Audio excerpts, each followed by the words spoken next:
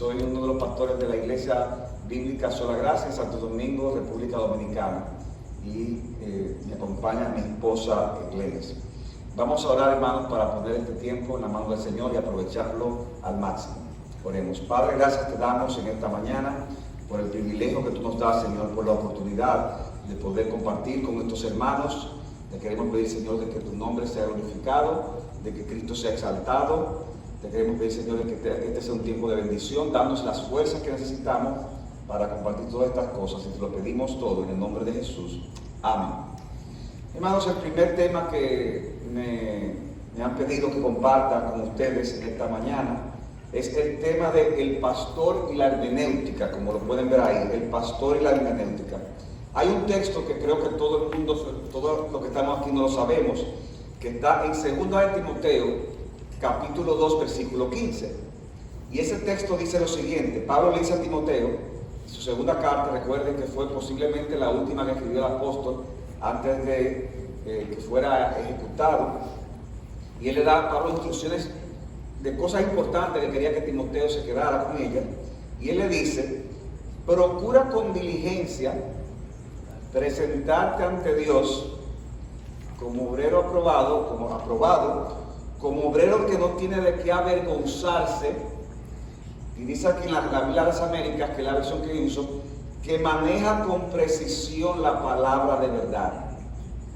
O sea que Pablo está diciendo a Timoteo, el ministro, el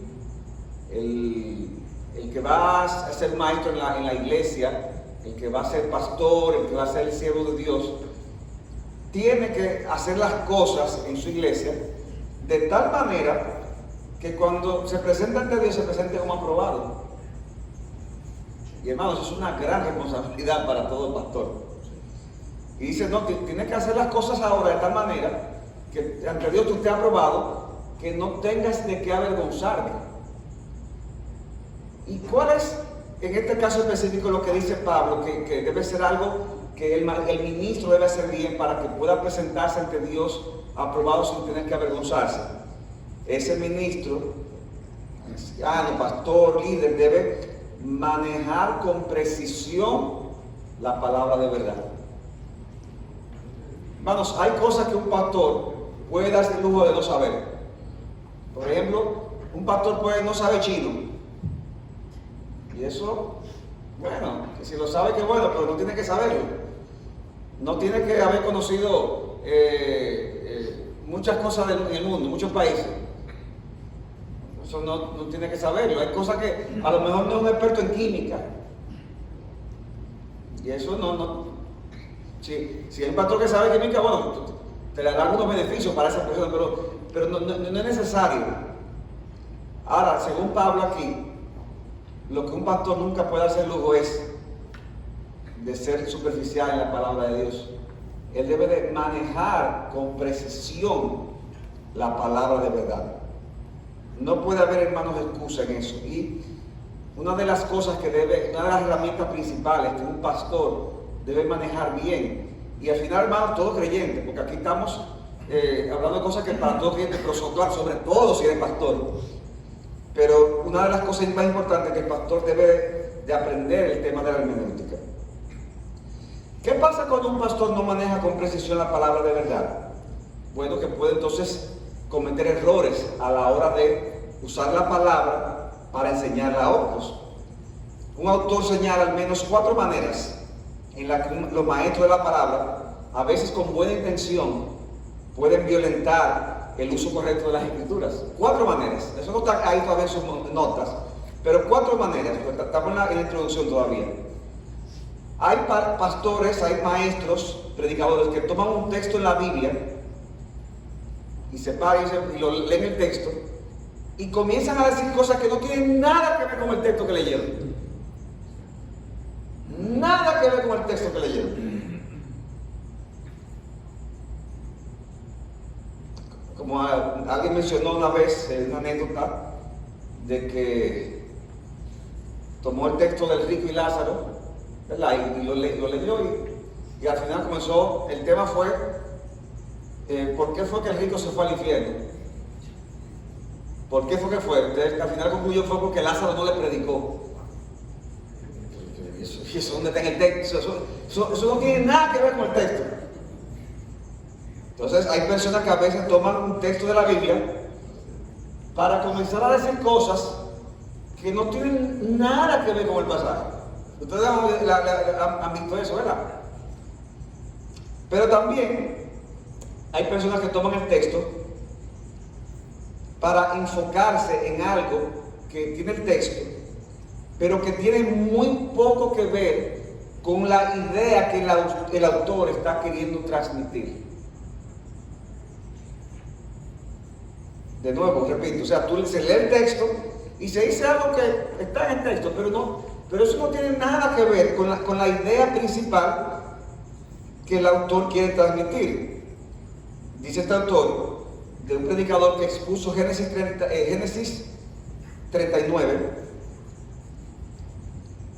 perdón, Génesis 39 no, Génesis, déjenme buscarlo, que es cuando Génesis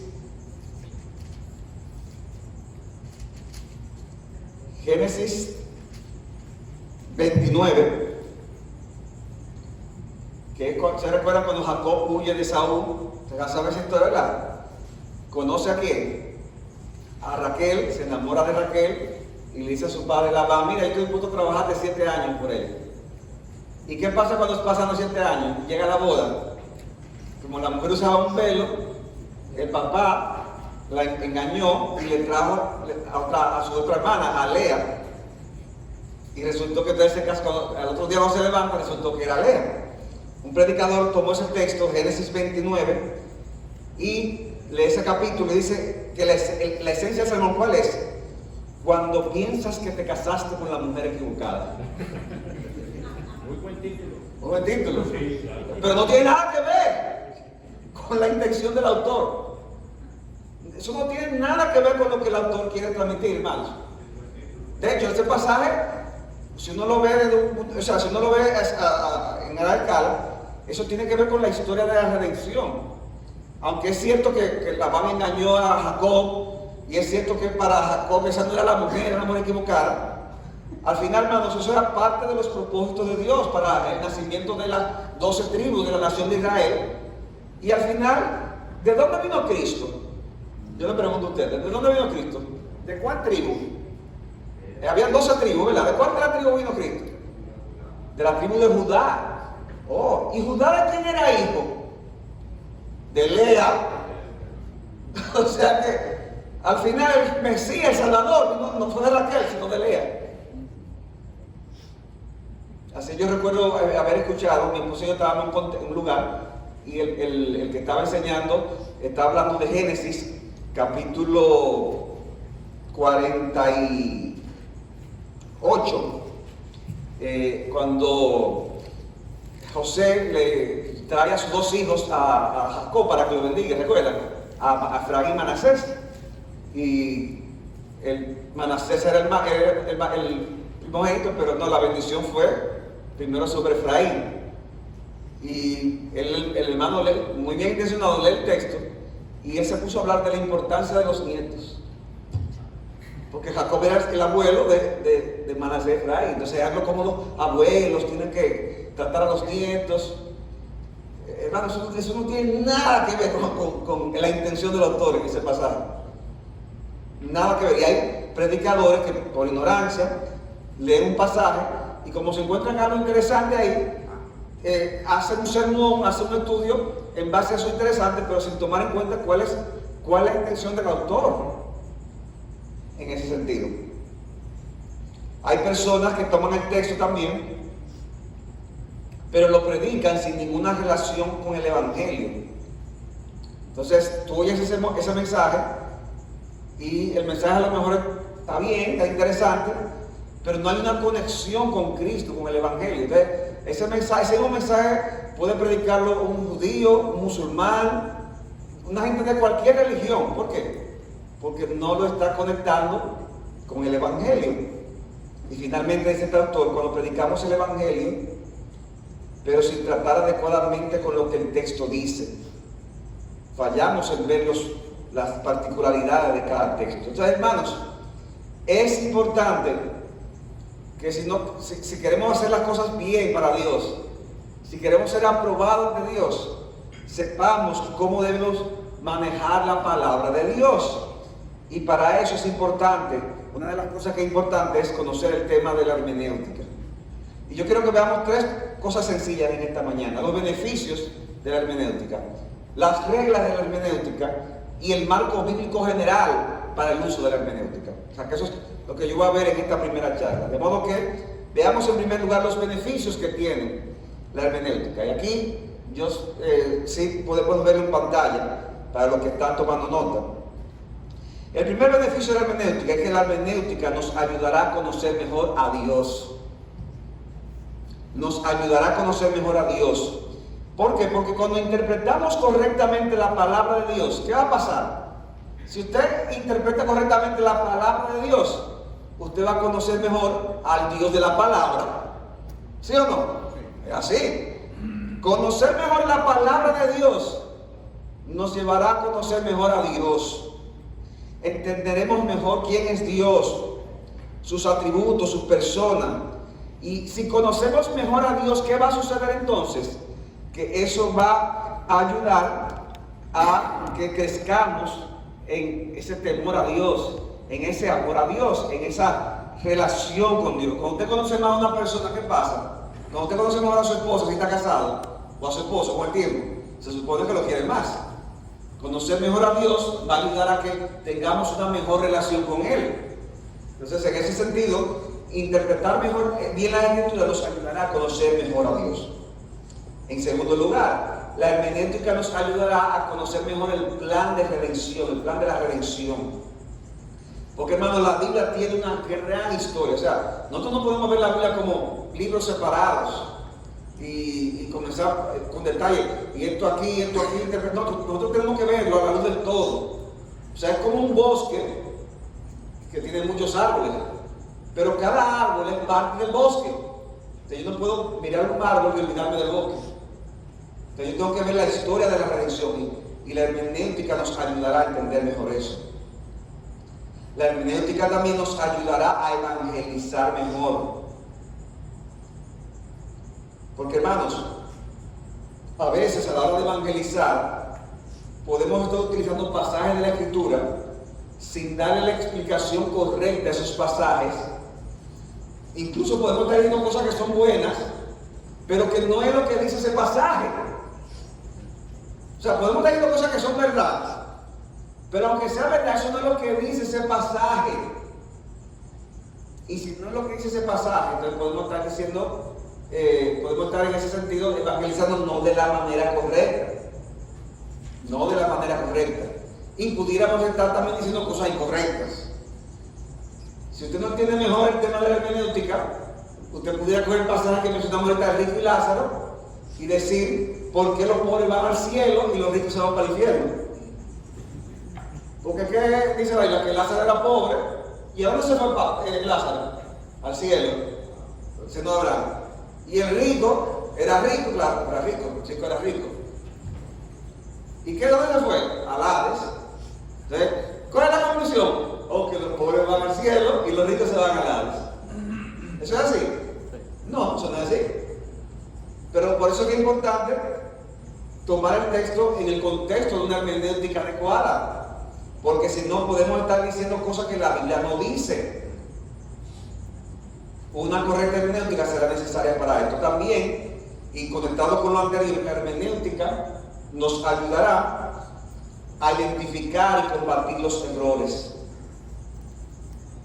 Nos ayudará a identificar y combatir los errores. Hermanos, en el mundo hay muchos errores, muchas enseñanzas erróneas de la Escritura. Y hermanos, uno no le va a dar tiempo a conocerlas todas.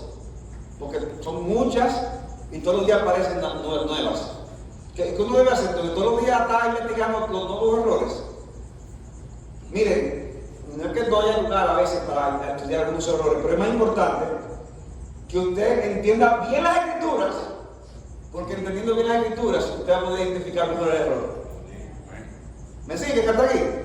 Es mejor estudiar bien las Escrituras y eso les ayudará a identificar mejor el error. Y estos errores no solamente son errores doctrinales, aunque obviamente lo incluyen, sino también son errores prácticos.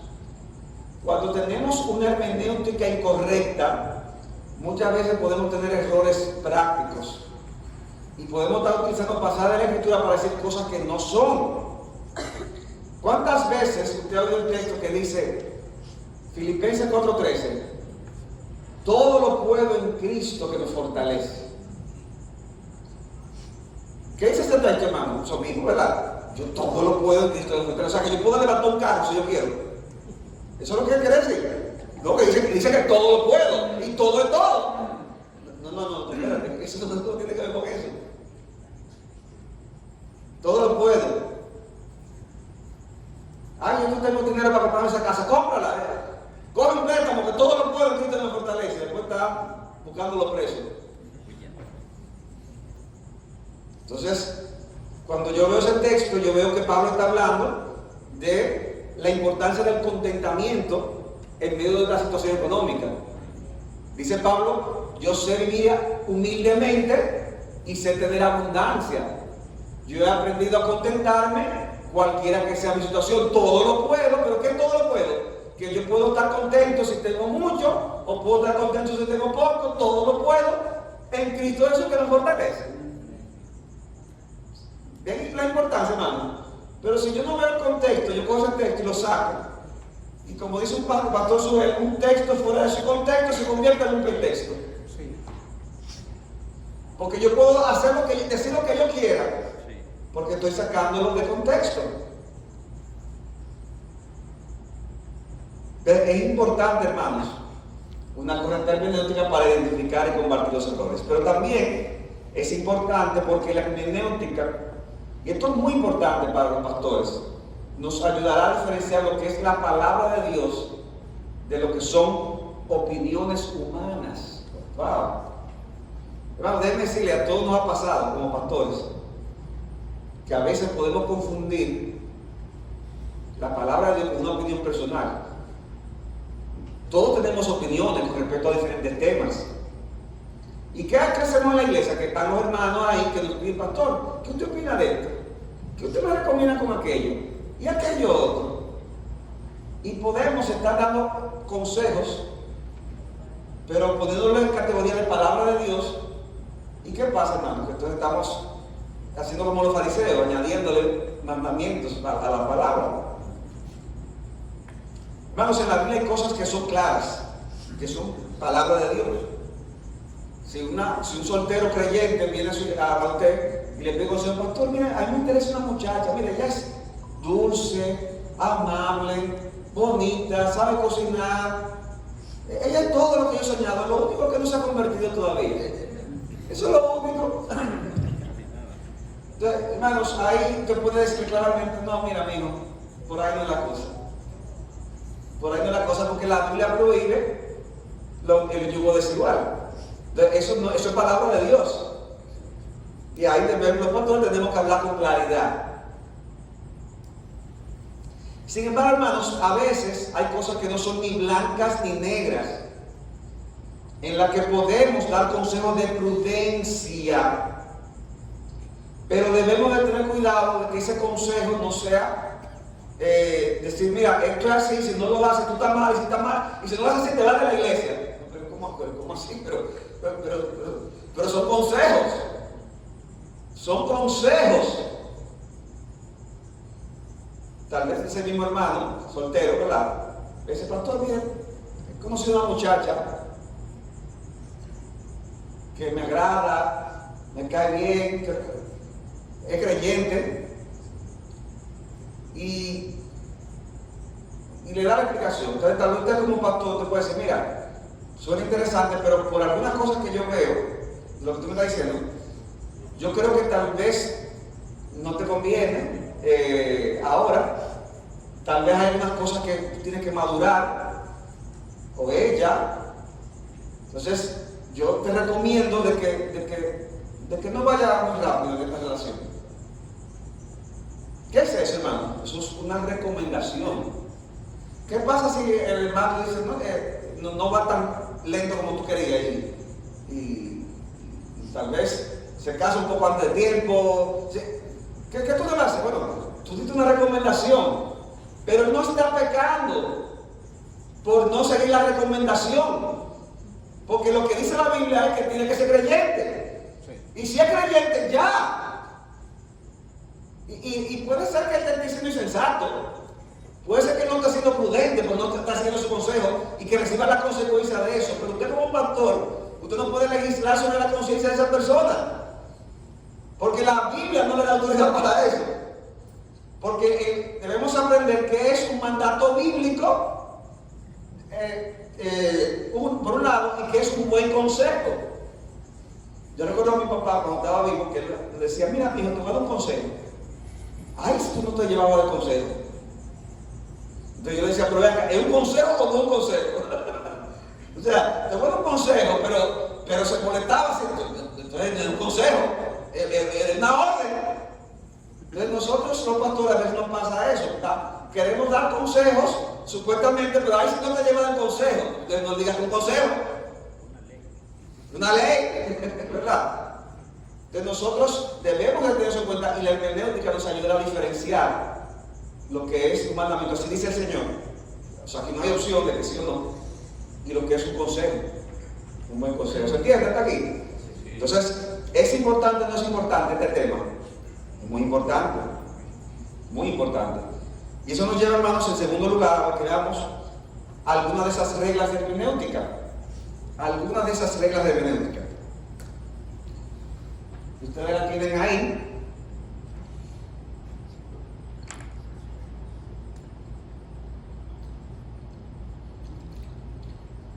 La primera regla que he puesto ahí es la siguiente: a menos que el contexto indique otra cosa, ¿cómo usted debe interpretar la escritura? Debe interpretarla de acuerdo al sentido natural del pasaje. O sea, nosotros vamos a la Biblia, hermanos, y tenemos que tener cuidado de no verlo de manera mística, como wow, Jesús lloró. Wow, pero tú tienes que tener algo profundo que te había... No, Jesús lloró, punto. Lloró, eso es lo que dice. O sea, tenemos que verlo de acuerdo al sentido natural del pasaje.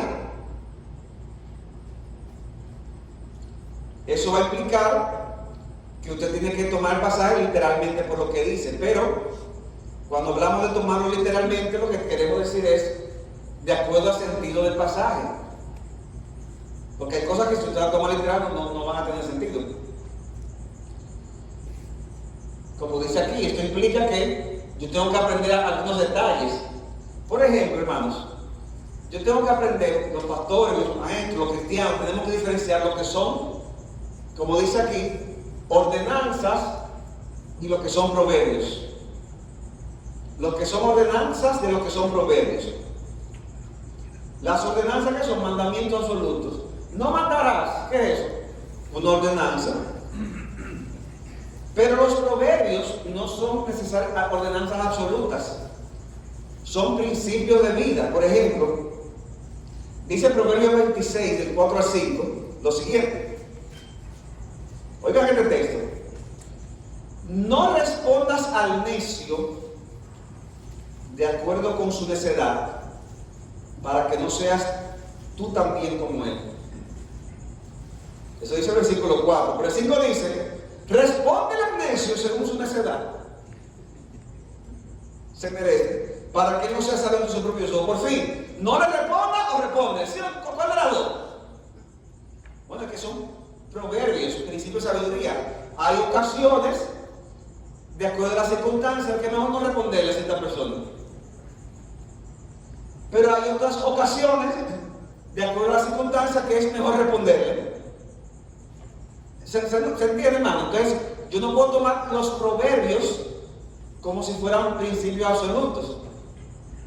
Hay personas que se frustran porque dice un texto en Proverbios: instruye al niño en su camino y después que fuere viejo no se apartará de él. Y toman ese texto para decir que si yo crío a mi hijo de acuerdo al principio, seguro que él va a ser creyente toda su vida. Seguro que va a permanecer en el camino fiel toda su vida. Eso es así. No, hermano, no, son son principios de sabiduría. Es como dice, el diligente prosperará. Ahí te dice, la diligencia trae riqueza. O sea que si yo soy diligente, ¿voy a ser rico? No necesariamente, porque son principios de sabiduría, pero no son promesas absolutas, no son mandamientos absolutos. Entonces yo tengo que aprender a distinguir lo que son ordenanzas y lo que son proverbios para poder hacer una buena hermenéutica. ¿Me siguen hasta aquí? Los dominicanos tenemos dos características al hablar: hablamos rápido y hablamos alto. O sea que si usted siente que voy rápido y no se entiende algo, usted me hace una seña. Ahora no me pida que hable bajito, porque eso es imposible con un dominicano. Por otro lado, debemos de aprender a distinguir lo que es el espíritu de la ley de la letra de la ley. ¿Qué dice Cristo en Mateo? Los fariseos decían, no, yo cumplo los mandamientos. Entonces, no matarás, yo nunca he matado a nadie. Eso sí, yo odio a una gente y quisiera que se lo trague a la tierra, pero yo no lo mato. Cristo dice, es el que en la intención, si tú deseas matar a alguien, ya tú lo mataste en mi corazón, o sea, ya tú violaste la ley. Yo no he adulterado, pero dice Cristo, es que el que mira a una mujer para codiciarla, ¿qué pasa? Ya adulteró con ella en su corazón. O sea que cuando yo enseño la palabra, yo tengo que aprender a ver no solamente la letra, sino el espíritu que está detrás de ella. Yo tengo que aprender lo que son los paralelismos. Hermanos, eso no está disponible, pero ¿qué son los paralelismos? Sobre todo en Proverbios. Por ejemplo, hay paralelismos que son sinónimos. Proverbios 19:5, por dar un ejemplo, dice: el testigo falso no quedará sin castigo, y el que cuenta mentiras no escapará. Es un paralelismo, porque está diciendo lo mismo. El testigo falso es el mismo que cuenta mentiras. Entonces son dos formas de decir lo mismo. El testigo falso no quedará sin castigo, y el que cuenta mentiras no escapará. Es un paralelismo de sinónimo. Pero también hay paralelismos que son antitéticos, es decir, que son un contraste. Proverbios 10:4. Pobre es el que trabaja con mano negligente, pero la mano de los diligentes enriquece. Está diciendo una cosa y después dice lo contrario. El negligente es tal cosa, pero el diligente. Y también hay proverbios que son sintéticos. Por ejemplo, que dice algo y después en la parte siguiente da una explicación de eso que dice. Salmo 92:5, o amplía eso que dice. Salmo 92, versículo 9 dice: porque tus enemigos, Señor, y después repite, porque tus enemigos perecerán. O sea, lo dice de nuevo, pero entonces ampliando lo que va a decir. Yo tengo que tomar en cuenta lo que son las parábolas. Las parábolas, Cristo dio muchas parábolas. En la Biblia también hay otras partes de parábolas. Y hermanos, a menos que Cristo mismo dé la explicación, yo tengo que tener mucho cuidado de no querer, como cuando leo una parábola, explicarla pedacito por pedacito por pedacito por pedacito. ¿Por qué? Porque puedo comenzar a especular y puedo perder de vista cuál es la enseñanza central de esa parábola, cuál es la esencia, hacia dónde me lleva. Hay una verdad central. En las parábolas se dicen cosas para adornarla, pero hay una enseñanza central. Y yo tengo que tener cuidado, porque entonces puedo perder de vista el mensaje central de esa parábola. Y también están las profecías. Yo tengo que tomar en cuenta el tema profético. Y en esa profecía, ver si es una profecía de un cumplimiento inmediato, un cumplimiento que va más allá, etc. Por ejemplo, hay un pasaje muy famoso que es el pasaje de Isaías, cuando dice que la Virgen concebirá y dará a luz un hijo, ¿verdad? Isaías. ¿Y en quién se cumple esa profecía? Bueno, se cumple en Cristo, pero sin embargo tuvo un cumplimiento inmediato, porque cuando uno lee el contexto, se está hablando de una invasión que iba a venir sobre Israel. ¿Y qué pasa? Dice, cuando uno sigue leyendo, porque antes de que el niño conozca lo bueno y lo malo, esas naciones que invaden se harán para atrás. ¿Y de qué está hablando? Entonces, está hablando de una invasión inmediata y está hablando del nacimiento del hijo de Isaías con su esposa, cuando uno ve el contexto. O sea que hay un cumplimiento preliminar. Pero claro, tiene un cumplimiento al final completo en la persona de Cristo. Y yo tengo que como pastor, como maestro, conocer esas cosas. También, ¿me siguen hasta aquí? Sí. Se debe prestar atención obviamente a la gramática en el texto original. Y hermanos, son pocos, ¿verdad?, los que tienen acceso al tema de saber los idiomas originales, pero gracias a Dios estamos en la mejor época del mundo. Porque están, en ese sentido, los diccionarios, léxicos, comentarios y muchas de las cosas están ahora en línea. Y son cosas que podemos aprovechar. Claro, cuando vamos a los comentarios, tenemos que tener cuidado, hermanos, porque los comentarios son hombres que lo escriben, ¿verdad? Y los hombres son falibles, ¿sí o no? Entonces, primero usted debe hacer el ejercicio usted, en base al texto, contexto, notas explicativas. Entonces, después usted va a los comentarios. Cuando tú vas a los comentarios, usted lo para ahí. Y a lo mejor el comentario puede clarificarle algo. Que bueno, no había tomado en cuenta esto. Pero los comentarios son falibles, o sea, uno tiene que examinar y comparar un comentario con otro, y eso será de gran ayuda. En tercer lugar, aunque ahí no está como un tercer lugar, pero debe estar, se debe tomar en cuenta el contexto del pasaje. Tanto el contexto inmediato, como el contexto continuo, como el contexto canónico. ¿Qué queremos decir con contexto inmediato? Oh, hermano, que cuando usted está interpretando un texto, usted tiene que ver el género literario. Hermano, la Biblia fue escrita en varios géneros literarios. A ver, dígame un género literario en que se escribió la Biblia. Un género. Poesía. Otro género, ¿cuál fue?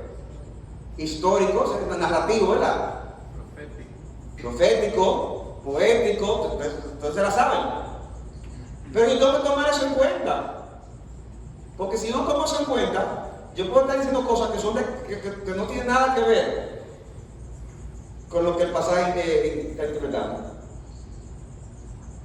Y prendió al dragón, la serpiente antigua, que es el diablo y Satanás. Por fin, ¿era el dragón, la serpiente o era el diablo? Porque miren, nadie puede ser dragón y serpiente al mismo tiempo. O es dragón o es serpiente. Es que el problema es que no podemos tomarlo como si fuera una narrativa literal. Porque si no, ¿qué pasaría? Perdería el sentido. Eso es una forma figurada de hablar del diablo, que es serpiente, que es dragón, que es el diablo y Satanás. ¿Se entiende el punto? Dice que encadenó al dragón. Pero ¿cómo lo encadenó? Con la cadena que usamos. Y cerró la puerta, o sea que el abismo tiene una puerta, si esta es la casa de fulano, este es el abismo aquí, con una puerta que se abre. No, yo tengo que tomar en cuenta que hay lenguaje figurado, lenguaje apocalíptico es un lenguaje figurado, para no caer en cosas que a veces pudieras perder el sentido de lo que estamos hablando.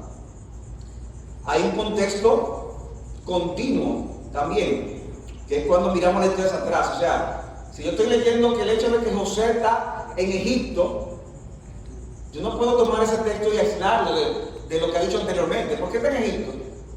O sea, yo tengo que verlo en el contexto de el hecho de los 12 tribus, los 12 hijos, cómo tuvieron envidia, cómo Dios y cómo José llegó hasta ahí.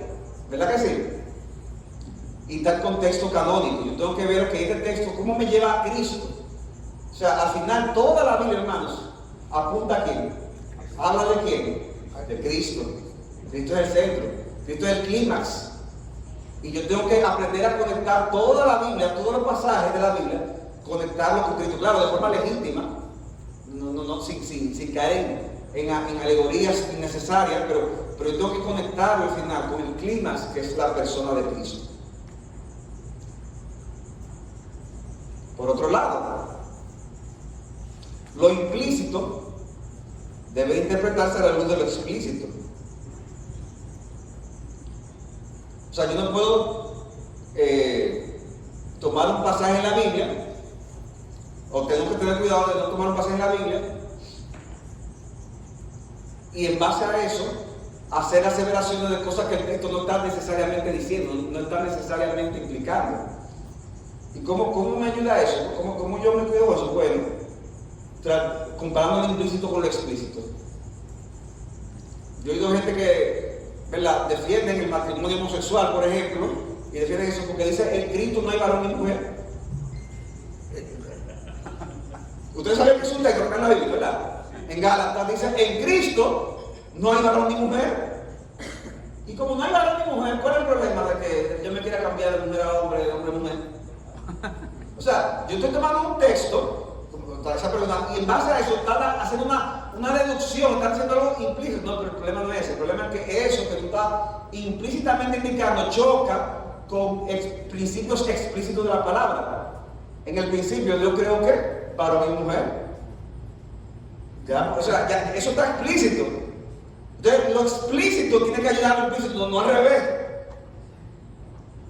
¿Se entiende hasta aquí, verdad?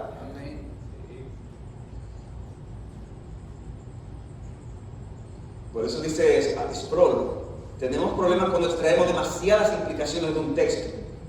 Y no solamente eso, sino cuando esas cosas chocan con cosas explícitamente enseñadas. Otro principio es que los pasajes más oscuros deben interpretarse a la luz de los pasajes más claros. Por ejemplo, si yo tengo Apocalipsis, pero también tengo Primera y Segunda Tesalonicenses, donde Pablo habla también del fin de los tiempos, ¿qué yo debo hacer? Bueno, Apocalipsis es un libro con muchas figuras, pero Pablo habla de un lenguaje llano. Entonces, eso, lo de Pablo me va a dar luz para interpretar mejor el libro de Apocalipsis. Otro principio es que en el Antiguo Testamento debe interpretarse a la luz del Nuevo Testamento. Porque, hermanos, si no lo hacemos así, ¿qué va a pasar? Que vamos a terminar en un moralismo. Cuando leemos el Antiguo Testamento y leemos los corderos que se quedan sacrificados, ¿qué nos enseña eso? Que todo eso apunta al Cordero de Dios que quita el pecado del mundo, o sea, nos lleva al nuevo pacto. Cuando yo veo el tema del templo en el Antiguo Testamento, ¿a dónde me lleva eso? Destruiste este templo y en 3 días lo reedificaré, hablando de Cristo, su propio cuerpo. Cuando yo veo el tabernáculo, ¿a dónde me lleva eso? Cristo, Juan 1:14, y el Verbo se hizo carne y habitó, hizo tabernáculo entre nosotros. Cristo es el tabernáculo. Entonces, yo tengo que ver cómo el Nuevo Testamento me da luz sobre esos aspectos del Antiguo Testamento que son una sombra. Y finalmente, yo necesito la iluminación del Espíritu Santo. Yo tengo que leer la palabra, no con un misticismo, pero sí, Señor, ayúdame a entenderle. Que el Espíritu me ilumine. Tomar en cuenta estos principios, no es que los haga a un lado, pero estos principios, pero que el Espíritu me guíe en todas estas cosas. Hasta aquí, seguimos. Terminamos aquí. Pero déjame nada más mencionar una cosa ya. Porque además yo me voy a pasar todo domingo mañana y yo tengo que terminar, lo voy a decir. En tercer y último lugar, yo tengo que tener un marco bíblico para enseñar estas cosas. Un marco bíblico. ¿Cuál es ese marco bíblico? Hermano, toda la historia se divide en creación, caída, redención y glorificación. Y entonces yo tengo que tomar en cuenta lo que es esa historia de la redención. Creación, caída, redención y glorificación. Entender también que en la Biblia se habla de los pactos, que son como la estructura en la que se desarrolla esa gran historia. Entonces, conocen los pactos, pacto con Adán, Noé, Israel, David, etc. ¿Y cuál es esa historia? La historia del reino de Dios. Cuando Dios creó a Adán y Eva, ¿dónde lo puso? En un huerto. Y Adán, ¿qué iba a hacer? Sojuzgar la tierra, o sea, iba a ser correy. Correy se dice, rey. O sea que hay un reino modelado, pero ese reino se perdió. ¿Cómo se perdió? Cuando vino el pecado del mundo. Y por eso que hizo Dios, lo sacó del huerto. Y ellos no pueden volver. Pero según una promesa, Génesis 3:15, ¿qué dice? Pondré de amistad entre ti y la mujer, entre tu simiente y la simiente de ella. Tú le dirás en la cabeza y ella te dirá en el calcañar. ¿Qué es eso, hermano? La primera promesa. Esa simiente que iba a aplastar la cabeza de la serpiente, ¿quién era? Cristo. Entonces, hay un reino prometido. Ese reino fue parcialmente establecido. ¿Cuándo? Cuando vino la nación de Israel. Por eso que en Israel se le llama un reino de sacerdotes, y un reino de Dios en ese sentido, pero fue algo parcial. ¿Por qué? Porque al final, aún con Israel había una promesa de un reino futuro. Y ese reino futuro fue establecido por Jesucristo. El reino de los cielos se ha acercado. El reino de Dios está en medio de ustedes. Y ese es el reino que proclamamos, hermanos, al día de hoy. Sí. Proclamamos ese reino. Y ese reino será perfeccionado cuando nuestro Señor Jesucristo vuelva. Que el Señor le bendiga, hermanos. Amén.